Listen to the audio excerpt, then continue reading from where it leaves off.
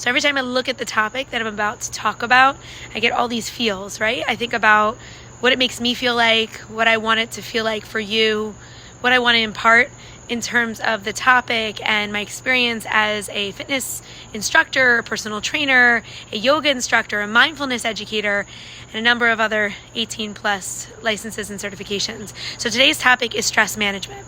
And, there's no possible way to eliminate stress. Life is just complicated. And while it's so important to take good care of our mental health through therapy and a number of other modalities, stress management instead of stress elimination is really the buzzword, because we're all going to experience stress physically, emotionally, spiritually, and beyond. When our body goes into physical stress, like say that there's like tension in your muscles, the body's response is to tense up to protect you from injury. So too, when stress hormones come in and you feel stress through your mind, the entire body tenses up. And the only way to release and remove that tension is for the stress to kind of dissipate. Now, if you think about it in the way of injury and everything tensing up, you do certain things like stretching after a workout to release the muscles. But with stress, there's nothing you could sometimes actively do to eliminate that stress, kind of like how I started.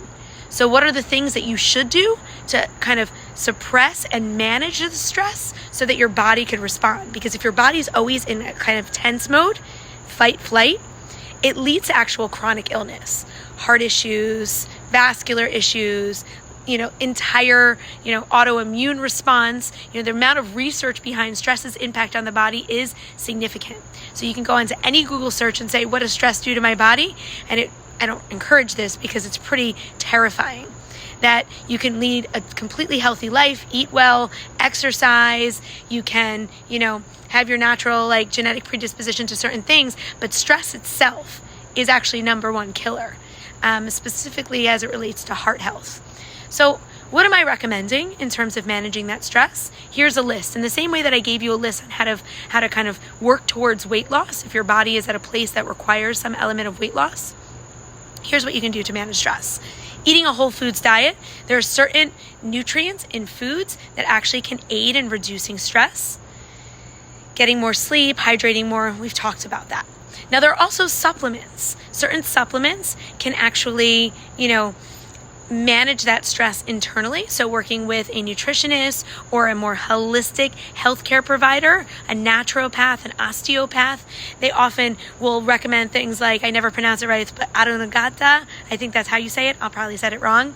And those are there's natural supplements, vitamins that can work towards managing stress.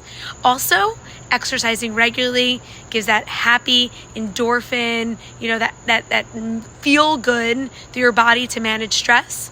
And here's one of my favorites, those deep cleansing breaths.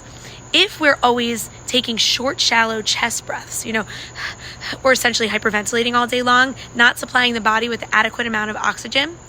I had recently shared with a friend that musicians, singers specifically, have lower stress levels because the actual output, that exhalation, is longer than when we talk. So that exhalation actually signals to the body to slow down and breathe a little bit better. Sorry, I'm being eaten up by mosquitoes, but I just wanted to take it out into natural light to get to my final point, which is being out in sunshine and doing hobbies. So taking those breaths, staying there for a moment, is actually a signal to the body to eliminate that fight flight and to go into a place of steady reaction and to release those muscles. Now, you can be going through an entirely stressful life. You could have a high-paced job. Your kid could be doing something you don't want them to do. You could be combating with a friend or a partner. And the way to manage it before reacting and saying something we might regret, you all know this, but is actually, let me give you the formula, is counting about 4 seconds as you bring that breath in, and about 4 seconds let the breath out. Now I'm talking 1 Mississippi, 2 Mississippi breaths, not 1, 2, 3, 4, 1, 2, 3, 4.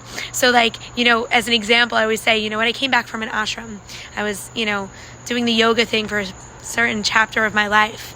I remember coming back and I had been taking these deep cleansing belly breaths and learning about the power of your breath and breathing before thinking, before talking, before speaking with other people. And I looked around and I saw, oh my gosh, Americans primarily are essentially hyperventilating all day long. They're taking these short breaths in, and if you think about how we eat, it's like shoveling food in. You're really supposed to chew food kind of break down those enzymes really, really slowly. But we don't often do that. We're in such a fast pace, and we match our habits, our activities throughout the day to the pace of our lives. But if we slow down, we manage that stress response. So we're doing ourselves a service. So, I used to have this mentor, this boss, I still am in touch with him, and we'd conduct these big team meetings, and he would start with, everybody, let's take a breath together, and everyone would roll their eyes like, what a nut, why is he making us do this? But the meetings, you would see a general energy shift, the reaction, the planning, the strategizing, the interacting with one another, collaboration, all was so effective because we were breathing. We were slowing our pace down so our minds and our mouths were kind of, all in sync, and that we didn't have one of those open mouth insert foot moments, which often leads to stress, that ruminating after a conversation, what did I say wrong? Did I do this wrong? If we're slower, if we're breathing, if we're granting ourselves a pace we deserve, all of those muscles soften, no matter how stressful the situation. Now, if you think about it in relative terms, you could have this interaction with somebody, and it could be a stressful one, and it would typically take 1 minute. And by adding those breaths and slowing down the reaction time, maybe it's a 1.5 minute conversation. Okay, so it's a little bit longer, but your outcome was greater. It's just another one of the many ways for stress management. So continuing on the list of tools to manage stress is taking it outside. I'm talking giving yourself a time out. And I used to have these little alarms set every hour on the hour, where when I worked in an office, I would leave only for 2 minutes, walk around the block, recalibrate, recenter, kind of silence the noise in my head, whatever that noise was, work-related, personal-related, just screaming noises, negative self-talk, whatever it is. It's giving yourself a timeout and taking it outside. And, even if you live in a kind of varying climate and it gets cold, then put on the jacket. That vitamin D and those deep breaths are so impactful on that stress management. Now let's talk about our hobbies and giving yourself you time. And I know it's overused and played out, self-care, and that often is used as a marketing tool. Go pay for a massage, go get a manicure. It doesn't have to be, income related. It doesn't have to be anything that hurts your bank account. It could just be finding a hobby, doing something you've never done before, the research behind trying something new.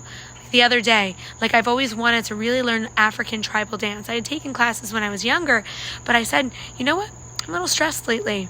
Not giving myself so much time, and I love to dance. You all know that. So I signed up in the most, interesting, obscure, community, definitely outside my comfort zone, to do an African dance class. So what is the moral of that story? Is do something you've never done before, even if it feels a little uncomfortable. And the buddying up, which I talked about how to keep accountable and stay motivated, maybe that even is something you have to do to manage stress. So I'll talk about in another video exactly how to breathe, how to channel all that stress, and to just kind of remove it from your insides, expel it, even if it's for a short period of time. I hope that these insights on how to manage stress and to understand the physiological response inspire you to slow it down, to try some new things, to breathe before reacting, to once again add those whole foods and that great hydration and that better sleep patterns in your pursuit of stress hormones, because that cortisol, the high stress hormones, can actually impede on your weight loss too. High stress personalities, even if you don't eat so much and you exercise a lot, they actually can lead to slower metabolism and actually impair your physical goals, your actual weight goals. So if I didn't state the case already, I hope you'll watch it again, and then you'll leave feeling, I got to get the stress curved. I got to manage it in a way that serves me. Thank you for listening.